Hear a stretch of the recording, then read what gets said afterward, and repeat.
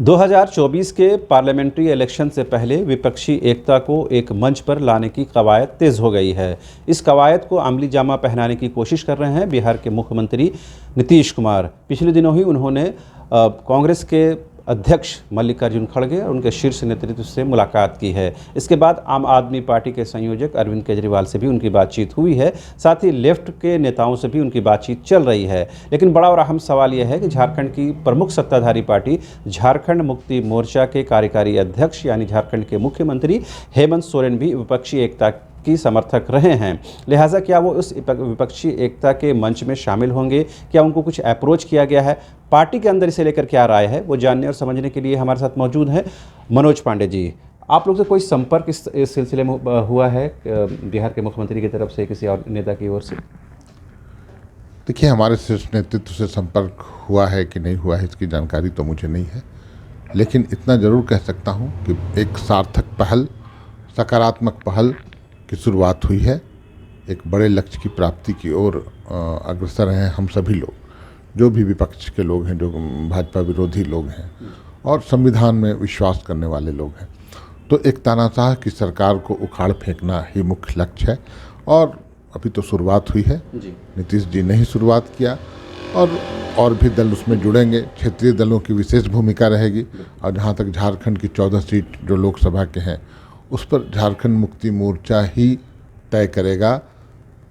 और मुझे पूरा विश्वास है कि जो लोकप्रियता माननीय मुख्यमंत्री की झारखंडी अवाम के बीच फिलहाल है, उसमें हम 14 का 14 सीट, एक भी सीट कमल फूल को नहीं लेने देंगे। तो उस जो ताकत है, जो लोकप्रियता है, जो राजनीतिक जनाधार है हेमंत सोरेन जी का, वो बहुत मायने रखेगा विपक्षी एकता के लिहाज से। और आज न कल आप देखेंगे हेमंत जी भी उस वो में शामिल होंगे जो कवायद चल रही है। और बाकी की बातें तो चूँकि आला कमान से बात हुई होगी, उसकी जानकारी मुझे नहीं। तो इस विपक्षी एकता के पीछे क्या माना जाए? ये बीजेपी की डर है जिसकी वजह से तमाम लोग एक मंच पर, एक प्लेटफॉर्म पर आ रहे हैं? देखिए, डर आप मत बोलिए। डरने वाले हम लोग किसी से डरते हैं? और राजनीति है, लोकतंत्र है, उसमें डर शब्द को आप छोड़ दें। हम एकजुट हो रहे हैं इसलिए कि पहली बार एक तानाशाह के हाथों में लोकतंत्र आ गया। लोकतंत्र का गला घोंटा जा रहा है, संवैधानिक संस्थाओं का दुरुपयोग किया जा रहा है, ईवीएम का गलत दुरुपयोग हो रहा है, कई एक तरह की तकनीक सामने आने की बात आती है। तो वैसी परिस्थिति में एकजुट होकर मुकाबला करना ही श्रेयस्कर होगा ताकि हम उन्हें उखाड़ फेंकें। वो मजबूत जनाधार के बल पर नहीं है, वो मजबूत अपने आप को समझ रहे हैं। सिर्फ जो उनका जो क्रियाकलाप है, संविधान को बंधक बना लेना, संवैधानिक संस्थाओं को पंगु कर देना, अपने विरोधियों को प्रताड़ित करना, गलत मुकदमे में फंसाना, ये एक अलग तरह का ट्रेंड अभी चल रहा है। तो उस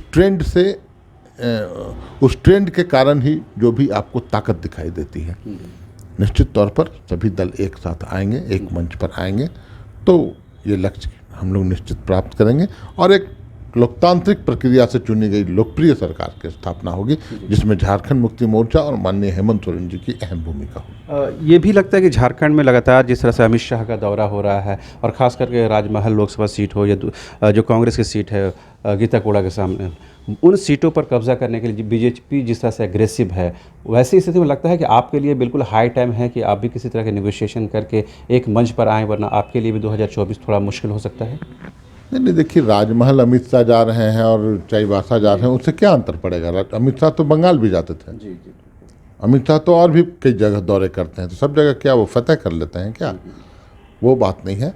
और मैंने आपको बताऊं कि वो जो 12 कमल का फूल खिला था, 12 सांसद यहाँ से गए थे, हम 0 पर आउट करेंगे।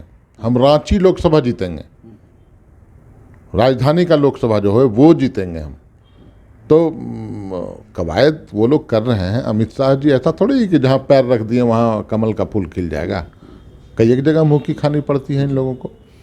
इस बार झारखंड में वो सब कुछ नहीं चलने वाला है। ये लोग प्रयास कर रहे हैं कि जो किसी भी तरह कुछ हम बचा लें अपना प्रतिष्ठा, अच्छा, ये विपक्षी एकता को एक मंच पर लाना ये बहुत दुरूह कार्य नहीं लगता? कहते हैं लोग कि मेंढक को एक तराजू में तौलने के बराबर है, सभी की महत्वाकांक्षाएं अलग है, क्षेत्रीय दल अपने आप को जिंदा रखने के लिए अपनी महत्वाकांक्षा के साथ जीते हैं, उन तमाम लोगों को एकजुट करना बहुत मुश्किल, बहुत टीडियस जॉब नहीं लगता है ये?